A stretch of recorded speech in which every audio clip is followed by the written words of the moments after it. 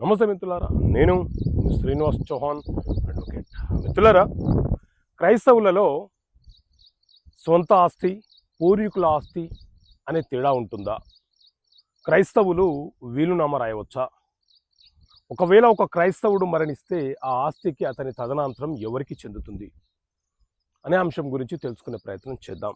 So మిత్రులారా, మన దేశంలో క్రైస్తవులకు ఆస్తి భాగ పంపిణీ గురించి అమల్లోకి తెచ్చినటువంటి చట్టము భారతీయ వారసత్వపు చట్టం 1925.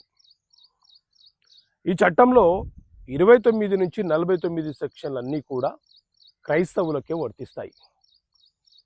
అంటే హిందూ వారసత్వపు చట్టం ప్రకారంగా ఆస్తులను ఏ రకంగా పొందుతారో క్రైస్తవులు భారతీయ వారసత్వపు చట్టం 1925 ప్రకారంగా ఆస్తులను పొందుతారు.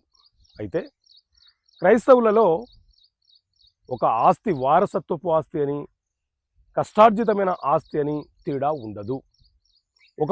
ఒక వ్యక్తి యొక్క పేరు మీద ఏ ఆస్తి ఉన్నా అతనికే ఆ ఆస్తి పైన సర్వాధికారాలు ఉంటాయి.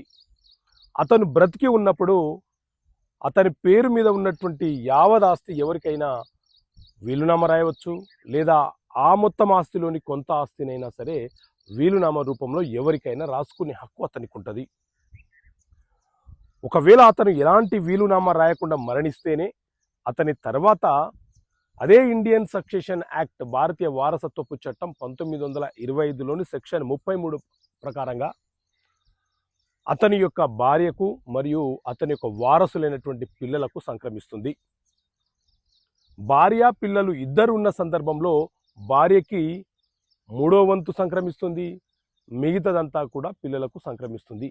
ఒకవేళ వారసులు లేని సందర్భంలో ఆ ఆస్తి మొత్తము భార్యకు మాత్రమే చెందుతుంది. సో ఇది ఇండియన్ సక్సెషన్ యాక్ట్, క్రైస్తవులకు వర్తించే చట్టం ఇది. ఓకే మిత్రులారా, థ్యాంక్ యూ. జై హింద్.